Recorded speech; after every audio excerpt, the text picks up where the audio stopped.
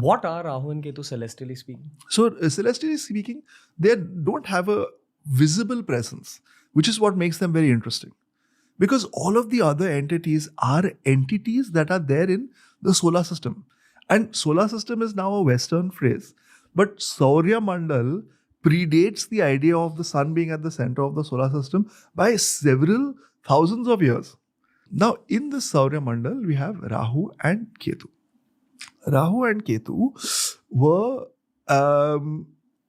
originally one being that ended up being headless. So the head became one being and the body became another being. And this incident occurred during the churning of the ocean.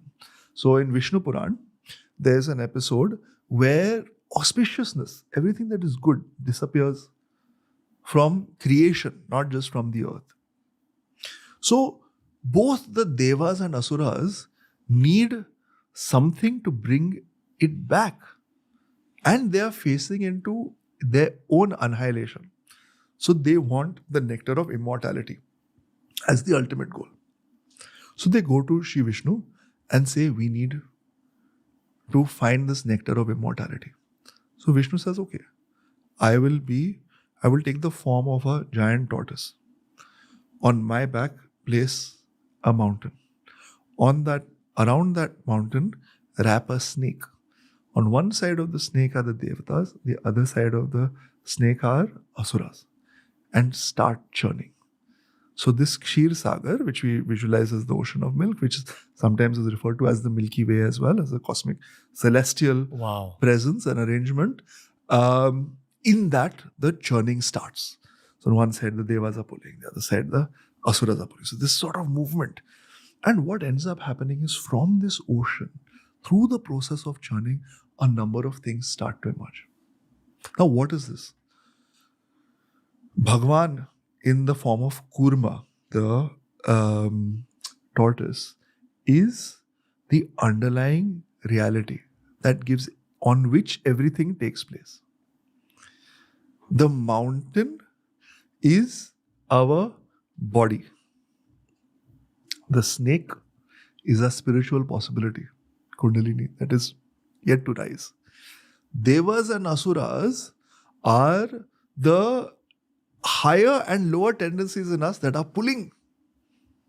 And that churning that is happening in the ocean is the process of meditation from which things are starting to emerge. So the first thing that emerges is poison, halal. And that poison is so terrible that it gets into the eyes, into the lungs. Nobody can breathe. At that time, Bhagwan Shiva comes and he consumes that poison. And it is limited to his throat. It tells us two things. One is when we are going through the meditation process, the first thing that comes out is our inner poison. And most people get distracted at this point because they're like, oh, I can't believe this is in me. I thought I was a good person and all these things. I'm trying to do something good. I can't do it. And they give up.